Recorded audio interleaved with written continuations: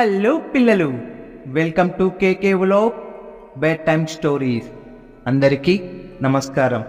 పిల్లలు, మీరంతా భోంచేసి టికి కృష్ణ వచ్చి చెప్పే కథ కోసం వేచి చూస్తున్నారుగా. ఇదిగో మీకోసం ఓ మంచి కథతో మీ ముందుకు వచ్చేసాను. ఇక కథలోకి వెళ్ళిపోదామా? ఈరోజు కథ స్టోరీ నెంబర్ 17, గారడి అద్దం. అనగనగా ఒక పెద్ద రాజ్యం. ఆ రాజ్యాన్ని పాలించే రాజు పేరు ఉక్రోషుడు. అతనికి ధనధాన్య వజ్ర వైడూర్యంలో గాని, ఏనుగులు, గుర్రాలు, ఒంటెలు, సైన్యంలో గాని అతనికి తిరుగులేదు. మంచి పరాక్రమశాలి. అయితే అతనికి ఒకటే దిగులు. తనతో ఉండేవాళ్ళు అతని యందు భయంతో ఉన్నారా, స్వార్థంతో ఉన్నారా, లేక ప్రేమతో ఉన్నారా అని. ఎందుకంటే అతను చిన్నతనంలో చాలా బీదవాడు. అతనికి చిన్న గుడిసె, తల్లి తప్ప ఎవ్వరూ లేరు. అతను పొట్టకూటి కోసం ఇంటిని, తల్లిని వదిలి సైన్యంలో సిపాయిగా చేరాడు. క్రమంగా అతను సిపాయి నుంచి భటుడై, సేనాధిపతి, సర్వ సైన్యాధిపతి, చివరికి ఆ ఊరి రాజుని చంపి తనే రాజయ్యాడు. అతనిలో క్రూరత్వం పెరిగిపోయింది. అతనికి తన చిన్నతనంలో గడిపిన పేదరికం అంటే అసహ్యం. అందువల్ల పేదలని తెలిస్తే చాలు వారిని వంతుల వారిగా చంపడం అతనికి అలవాటైపోయింది. అడుక్కునేవాడు వచ్చినా సరే చంపడం ప్రారంభించాడు. పాపం ఆ ఊరి ప్రజలు. ఆ ఊరికి ఆనుకుని ఒక గురుకులం ఉంది. ఆ గురుకులాన్ని నడిపిస్తున్న గురువు వాళ్ళ శిష్యుల్లోనే శ్రేష్ఠుడైన విజయుడు అనే వాణ్ణి పిలిచి, నాయనా విజయ, రాజు మంచి చెడు మర్చిపోయి మంచివారా చెడ్డవారా అని చూడకుండా పేదవారైతే చాలు వాళ్ళని వంతుల వారిగా చంపేస్తున్నాడు. అలాంటి వాణ్ణి గద్దెదించాలి. నీలాంటి శ్రేష్ఠుడు, ఉత్తముడు రాజు పాలన చేస్తే ఆ దేశం చాలా సుభిక్షంగా ఉంటుంది. ఒక గొప్ప రాజుతో యుద్ధం చేసి ఓడినా గెలిచినా అది చరిత్ర చెప్పుకుంటుంది. కానీ మన రాజు లాంటి ప్రజాభక్షకుణ్ణి మోసం చేసైనా నాశనం చేయవచ్చు. నీవు వర్తకుడిలా వెళ్ళు. నీకు కొన్ని అపురూప వస్తువులు ఇస్తాను.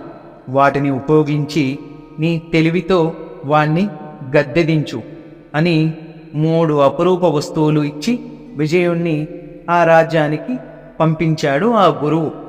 మరుసటి రోజు రాజు కొలువులో ఉండగా భటుడు వచ్చి, ప్రభు, మిమ్మల్ని చూడదలిచి ఎవరో ఒక అతను వచ్చాడు అని ఆ రాజుకు చెప్పాడు. వెంటనే ఉక్రోషుడు, వాణ్ణి చంపకుండా ఎందుకు వచ్చావు, బుర్ర లేదా అంటూ భటుడిని తిట్టాడు. ప్రభు, అతను భిక్షాటానికి రాలేదు, అతను వర్తకుడంట.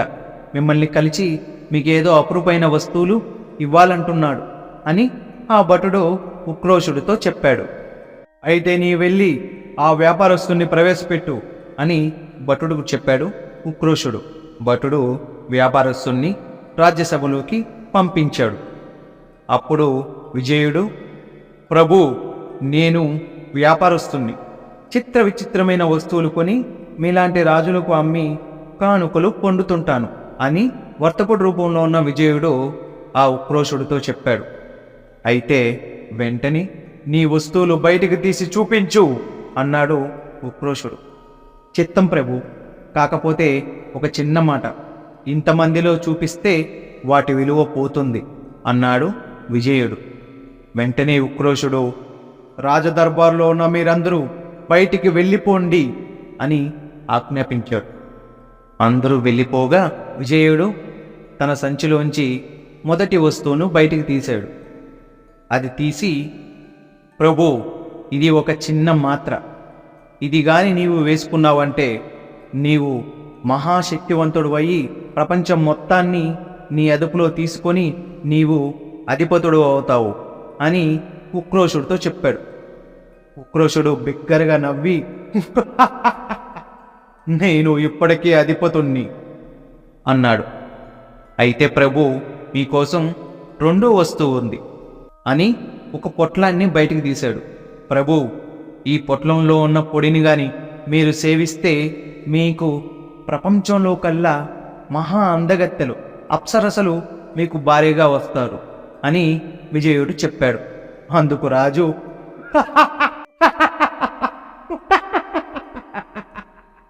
ఈ కోటలో ఉన్న ఒక్కొక్క స్త్రీ నేను ఒక్కొక్క రాజ్యం నుంచి ఎత్తుకొచ్చిన గొప్ప గొప్ప సౌందర్యవతులే, అందగత్తులే.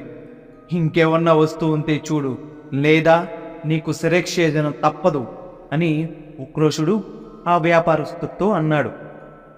ఆ వ్యాపారస్తుడు మూడో వస్తువుగా ఒక చిన్న అద్దం తీసి, ప్రభు, ఈ అద్దం నీవు ఎవరు ముఖం ముందైతే పెడతావో వాళ్ళ మనసులో అనుకుంటున్న సంగతులన్నీ మీకు తెలిసిపోతాయి అని రాజుతో అన్నాడు.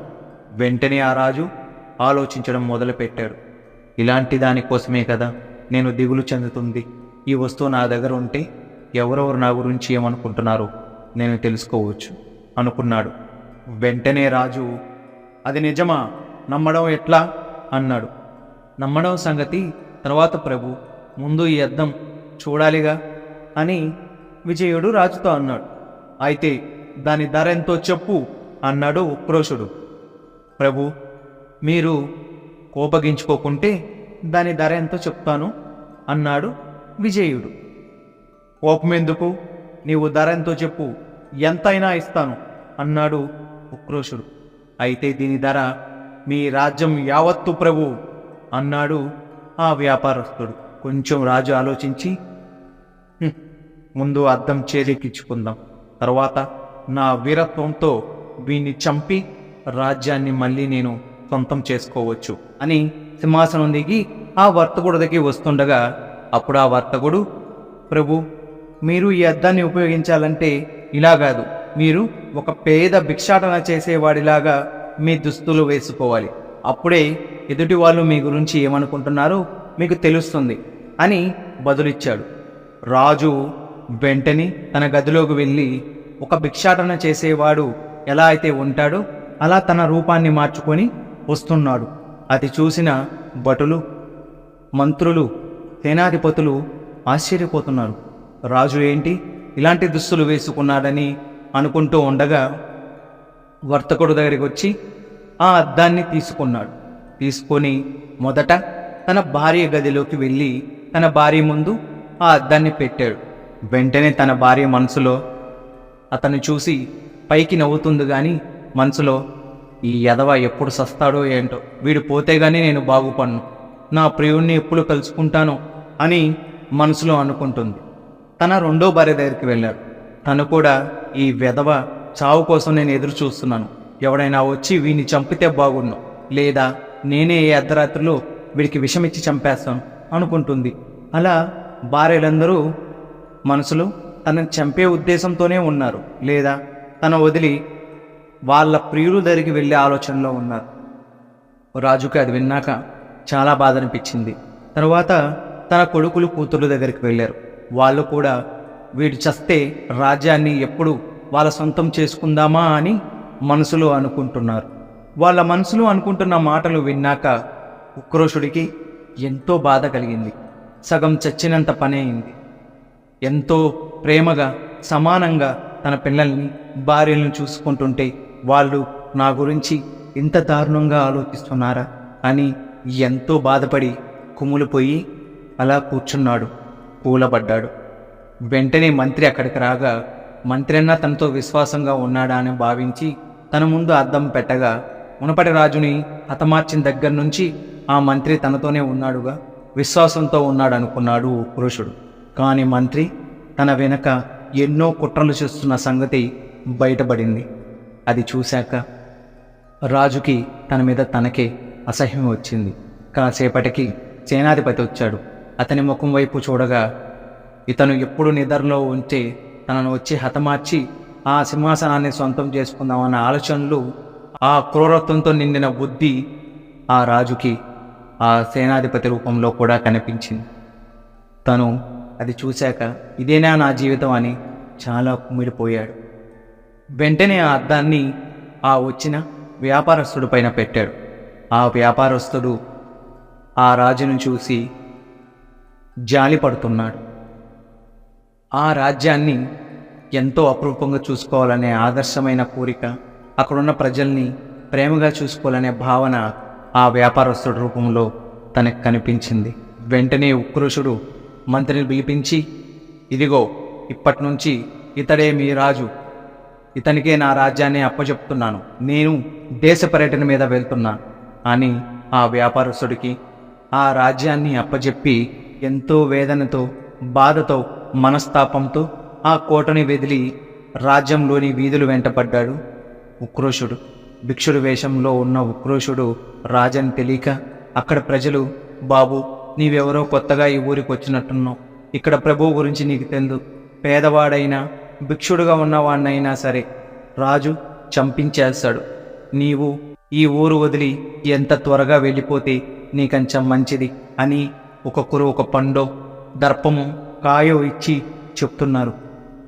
ఇంత మంచి ప్రజలలా నేను ఇన్ని రోజులు హింసించాను అని ఇంకా కుమిలిపోతూ వేదంతో అరణ్య బాట పట్టాడు ఉక్రోషుడు. ఒకచోట ఆగి ఆలోచించగా ఏ పొట్టకూటి కోసమైతే తన తల్లిని ఇంటిని వదిలి వచ్చాడో అది తనకి గుర్తొచ్చింది, జ్ఞాపకం వచ్చింది. వెంటనే కళ్ళలో నుంచి నీళ్లు తెచ్చుకొని అమ్మా అమ్మా అని ఏడుస్తూ ఆ అరణ్య బాట పట్టాడు. అలా రాత్రి పొగల్లో పయనించగా తన ఇంటికి చేరుకున్నాడు. ఇంటికి చేరుకోగానే తన అమ్మ చావు బతుకుల్లో మంచం మీద పడి, బాబు తండ్రి ఎప్పుడు వస్తావో నాయనా అని కన్నీళ్లు పెట్టుకుంటుంది. తన తల్లి దగ్గరకు వెళ్ళి పొరపాటున తన చేతిలో ఉన్న ఆ అద్దాన్ని తన తల్లి ముఖం వైపు అలా తిప్పాడు. ఆమె కళ్ళల్లో కల్మషం లేదు, స్వార్థం లేదు, బిడ్డపై పరితపిస్తున్న ప్రేమ తప్ప. ఉక్రోషుడు రాజ్యాలన్నీ ఏలాడు, కానీ అన్నీ పోగొట్టుకున్న ఒంటరి వాడయ్యాడు. పశ్చాత్తాపంతో అమ్మా అమ్మా అని పిలిచాడు. తన తల్లి, నాయనా వచ్చావా, నా కోసం వచ్చావా తండ్రి అని చావు చివర క్షణంలో తన తల్లి కంట్లో నుంచి కన్నీటి బొట్లు ముత్యాలాగా రాలుస్తూ ఉక్రోషుణ్ణి తనివి తీరా ఒక్కసారి అలా చూసి నాయనా అంటూ చనిపోయింది. అయ్యో అమ్మా, నా కోసం ఇంత పరితపిస్తున్నావా? పాపాత్ముణ్ణి, ఎన్నో పాపాలు చేసి ఏదో పోగొట్టుకున్న వాళ్ళ బాధపడుతున్నాను, కానీ మాతృమూర్తి ప్రేమను మరిచానమ్మా, ఏవిచ్చి నీ రుణం తీర్చుకోగలను అని తన తల్లి పాదాలపై పడి ఉక్రోషుడు ప్రాణాలు విడిచాడు. అక్కడ విజయుడు ఎవరైతే స్వార్థపూరితంగా ఉన్నారో వాళ్ళందరినీ కోటరుంచి తరిమేశాడు. ఉక్రోషుడు భార్యల్ని, పిల్లల్ని, మంత్రికుల్ని, సైనికుల్ని, సేనాధిపతుల్ని, మొత్తం కోటలోని వారిని అందరినీ తరిమి కొట్టి నగర బహిష్కరణ చేసి ప్రజాపాలన చేయదలిచి ఆ ఊరి ప్రజల నుంచి కొంతమంది వీరులను, యోధులను, ప్రజలకి మంచి చేసే ఉద్దేశం ఉన్న కొంతమంది తెలియని వాళ్ళను తీసుకొని వాళ్ళతో ఆ రాజ్యాన్ని ఎంతో సుభిక్షంగా, సురక్షితంగా పరిపాలన చేయడం మొదలుపెట్టాడు. అప్పటి నుంచి ఆ ఊరి ప్రజలు ఎంతో సంతోషంగా జీవిస్తున్నారు. కథ చాలా బాగుందిగా పిల్లలు.